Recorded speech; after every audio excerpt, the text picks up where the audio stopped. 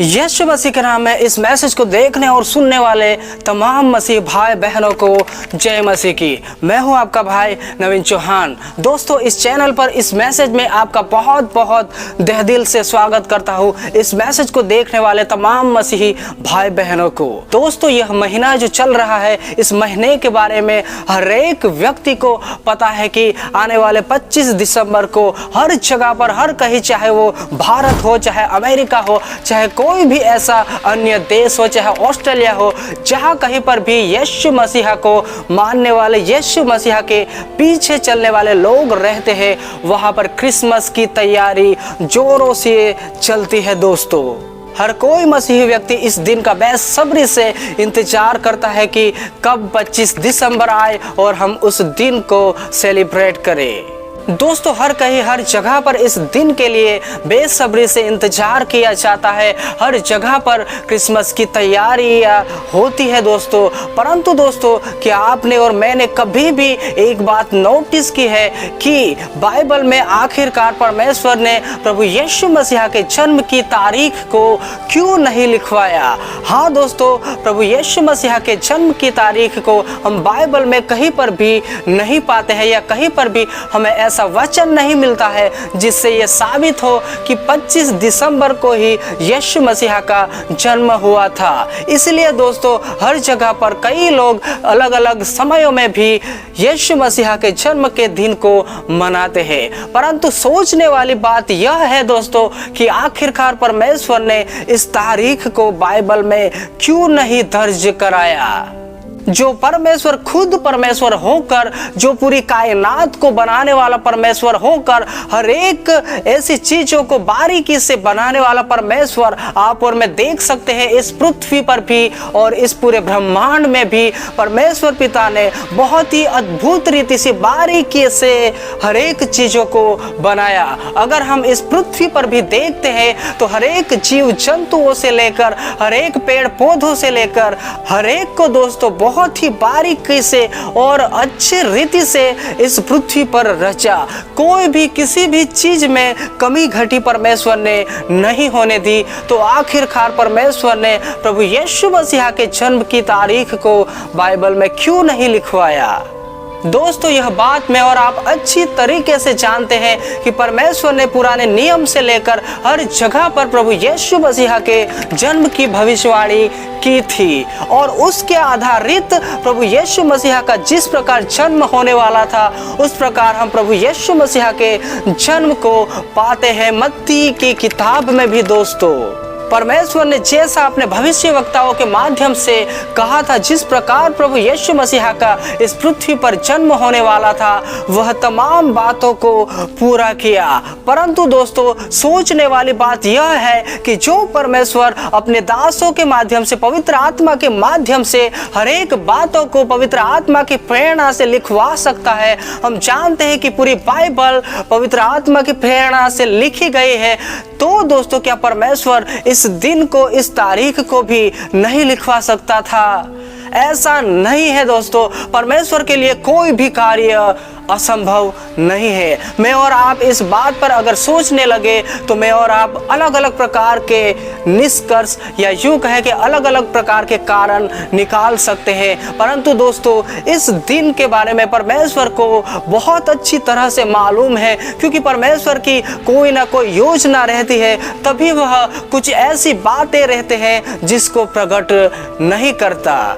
इसलिए दोस्तों, इस दिन पर कई लोगों के सवाल रहते हैं कि हमें क्रिसमस मनाना चाहिए कि नहीं मनाना चाहिए। कई लोग ऐसे भी हैं दोस्तों कि कुछ लोग क्रिसमस को नहीं मनाते और कई लोग क्रिसमस को मनाते भी हैं दोस्तों। तो दोस्तों, इसमें आम व्यक्ति कंफ्यूजन में पड़ जाता है या सोचने लग जाता है कि हमें क्या करना चाहिए। दोस्तों, देखा जाए तो परमेश्वर के लिए हर दिन एक समान है। क्या बाइबल में नए नियम की किताब में किसी ना किसी दास ने इस दिन के बारे में या अन्य दिनों के बारे में क्या जिक्र किया हो, जिससे हम समझ सके कि इसके बारे में हमें क्या करना चाहिए और क्या नहीं करना चाहिए? लिखा हुआ वचन जो परमेश्वर की प्रेरणा से उसे मिला था, एक वचन आपको बताऊंगा कि जिसके माध्यम से आपकी सोच क्रिसमस के प्रति या प्रभु यीशु मसीहा के जन्म के प्रति बदल जाएगी। इससे पहले कि हम जानेंगे कि जो प्रभु यीशु मसीह के 12 चेले थे, क्या उन चेलों में से किसी न किसी ने इस बात का जिक्र किया या इस दिन को मनाया हो। दोस्तों, चाहे उसमें पतरस हो, अंद्रियास हो या कोई भी अन्य चेले जो 12 में से एक थे, क्या उन लोगों ने इस बात का जिक्र किया? क्या उन्होंने इस दिन को मनाया था?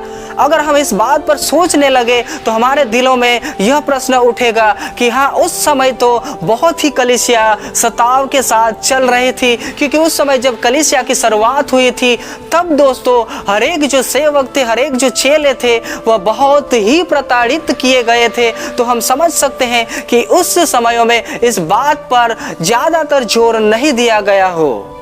यहाँ तक कि यूहन्ना भी, जो लास्ट तक रहने वाला चेला था, जिसने प्रकाशित वाक्य को भी लिखा था, उसने भी इस बात का जिक्र नहीं किया। परंतु दोस्तों, मैं एक लिखा हुआ वचन आपको बताऊंगा जिसे आपने बहुत बार पढ़ा होगा, समझा होगा, परंतु इस वचन में बहुत ही अद्भुत रीति से बताने की कोशिश करता है। अलग अलग बातों को बताया गया है, परंतु इसमें हर एक वो बातों को बताने की कोशिश करता है। परंतु दोस्तों, हम हमारा ध्यान मेन बातों के ऊपर केंद्रित करेंगे, जिसमें शुरुआत की बातों के बारे में भी बताने की कोशिश करता है। दोस्तों, हिब्रू की किताब में परमेश्वर का दास पाने की कोशिश कर रहा है या प्रयास कर रहा है, जहां पर पहले वचन से ही बताने की कोशिश करता है कि आओ हम मसीह की आरंभ की शिक्षा की बातों को छोड़कर सिद्धता की ओर बढ़ते चले जाए। इस वचन को दोस्तों आप ध्यान से पढ़िएगा और समझिएगा, परंतु हम इस वचन में क्या कहने की कोशिश कर रहा है उस बात के ऊपर ही ध्यान केंद्रित करेंगे। और आगे भी परमेश्वर का दास बताने की कोशिश कर रहा है कि हम मरे हुए कामों से मन फिराने और विश्वास करने और बपतिस्मा, और आगे भी परमेश्वर का दास बताने का प्रयास कर रहा है कि और मरे हुए कामों से मन फिराने, विश्वास करने और बपतिस्मा से और हाथ रखने और मरे हुए के जी उठने के लिए और अंतिम न्याय रूपी शिक्षा की नींव फिर से न डाले। यहाँ पर परमेश्वर का दास अद्भुत रीति से हमें बताने का प्रयास कर रहा है कि हम आरंभ की बातों को छोड़कर, यानी कि इसका मतलब ये भी नहीं है कि उन बातों को हमें जो शुरुआत में हमसे कही गई थी या हमें सिखाया गया था उसे हम भूल जाए, परंतु परमेश्वर का दास यहाँ पर हमें समझाने की कोशिश कर रहा है सिद्धता की ओर बढ़ते चले जाए। क्योंकि दोस्तों, ये जो शिक्षा है, ये जो वचन है जहाँ पर बताने का प्रयास कर रहा है, ये सब नए लोगों के लिए, नए विश्वासियों के लिए, नए लोगों के लिए है दोस्तों। क्योंकि दोस्तों, यह जो सुसमाचार है यह नए मसीही लोगों के लिए बहुत ही जरूरी है दोस्तों।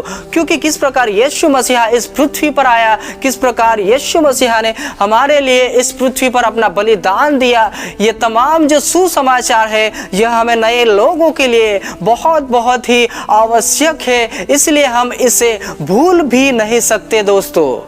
क्योंकि दोस्तों, यह बात हम मसीह लोगों को पता ही है कि जब भी हमसे कोई छोटी या कोई भी ऐसी गलती जाने अनजाने में हो जाती है तो हमें पश्चाताप तो करना ही है और उन मरे हुए कामों में वापस हमें नहीं चले जाना है। यह हर एक मसीही व्यक्ति को जो परमेश्वर में आगे बढ़ रहा है उन तमाम लोगों को पता ही है दोस्तों। परंतु उन तमाम लोगों को जो नए नए मसीह में आते हैं उन लोगों को नहीं पता होता है, इसलिए उन तमाम बातों को उन्हें बहुत ही जरूरत होती है।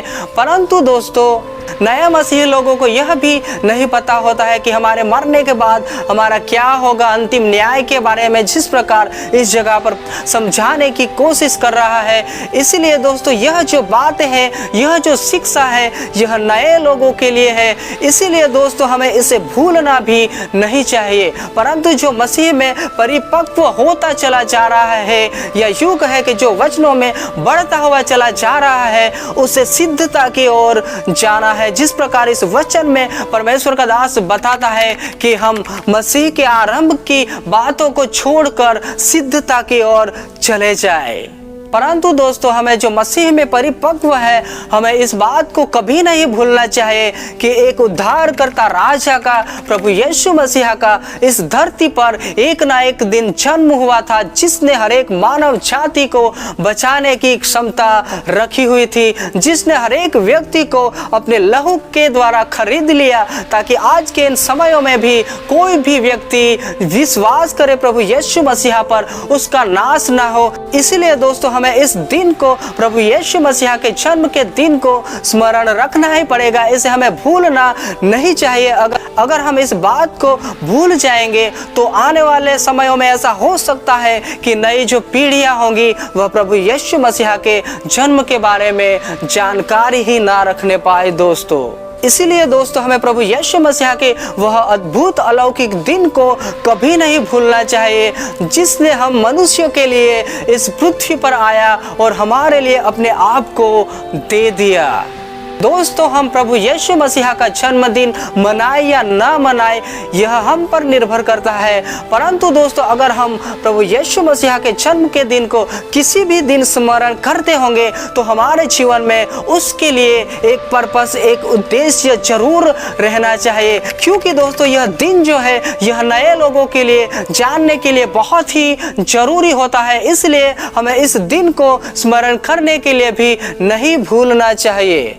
परंतु दोस्तों इस क्रिसमस के दिन को हम हमारी मौज के लिए या हमारी खुशी के लिए या हमारे परिवारों के लिए करते हैं तो परमेश्वर के वचनों के आधारित यह सही नहीं है। अगर हम क्रिसमस के दिन पर भी प्रभु यीशु मसीह के सुसमाचार को फैलाने के लिए ही एक हमारा निश्चय हो, या यूं कहें कि इस दिन को मैं हर एक उन तमाम लोगों को बताऊंगा जो इस दिन को जानने की इच्छा रखते हैं, क्योंकि दोस्तों यह दिन ऐसा होता है कि जिस दिन के बारे में हर कोई जानने की इच्छा रखता है, चाहे अन्य जाति हो चाहे कोई भी लोग हो, इस दिन को जानने की बहुत ही उत्सुकता रहते हैं। और दोस्तों इस दिन को हम ज्यादातर प्रभु यीशु मसीह का सुसमाचार फैला सकते हैं, क्योंकि हर कोई इस दिन के बारे में जानने की इच्छा जरूर रखता है। क्योंकि दोस्तों इस दिन को हम हमारे लिए ही ना मनाए परंतु अन्य लोगों के लिए मनाए, क्योंकि दोस्तों परमेश्वर का वचन हमें यह सिखाता है कि हम सिद्धता की ओर बढ़ते चले जाए, हमें सिद्धता की ओर बढ़ते चले जाना है। दोस्तों हम किसी भी दिन प्रभु यीशु मसीह के जन्म को स्मरण करते होंगे,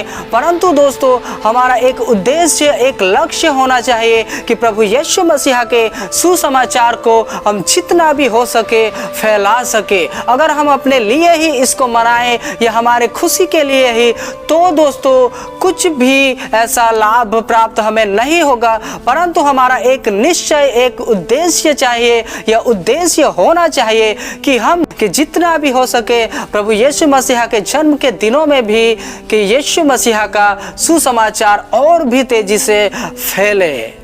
परंतु दोस्तों हम जो मसीह में परिपक्व है, हमें उस सिद्धता की ओर बढ़ते चले जाना है कि आओ हम मसीह के आरंभ की शिक्षा को छोड़कर सिद्धता की ओर बढ़ते चले जाए, और हर एक वह मरे हुए काम या विश्वास रखने हो या बपतिस्मा हो या हाथ रखने या प्रभु यीशु मसीह के आगमन की अंतिम न्याय की तमाम बातों की चर्चा से बढ़कर हम सिद्धता की ओर बढ़ते चले जाए, क्योंकि ये बातें ऑलरेडी हर एक व्यक्तियों को, हर एक मसीही भाई बहनों को पता है और पता होनी चाहिए। परंतु उन नए लोगों के लिए यह बहुत ही जरूरी होता है दोस्तों कि हम हर एक प्रभु यीशु मसीह के जन्म से लेकर हर एक बातों को उन्हें समझाए कि किस प्रकार प्रभु यीशु मसीह ने इस पृथ्वी पर जन्म लिया था, और उसकी योजना के अनुसार प्रभु यीशु मसीह ने हर एक मानव जाति को छुड़ा लिया प्रभु यीशु मसीह के बलिदान के द्वारा।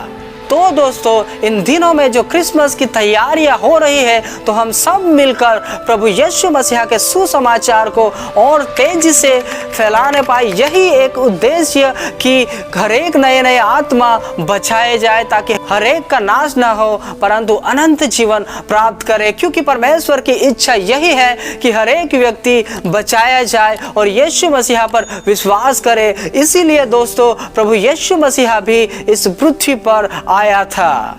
और दोस्तों हम इस दिन को भी ना भूले, स्मरण रखें, चाहे किसी भी दिन प्रभु यीशु मसीहा का जन्म हुआ होगा या किसी भी समय, परंतु उस बात को भले ही चाहे बाइबल में नहीं लिखा गया, परंतु हमें यह बात कभी नहीं भूलनी है कि एक उद्धारकर्ता का जन्म हुआ था जिसने हरेक मानव जाति को बचाया था और जिसने हरेक मानव जाति को बचा लिया था अपने लहू को बहाकर। और यह बात हरेक नए लोगों के लिए बहुत बहुत ही आवश्यक जरूरी है। इसीलिए दोस्तों हमें कभी भी इस बात को या इस दिनों को या इन दिनों को कभी नहीं भूलना चाहिए।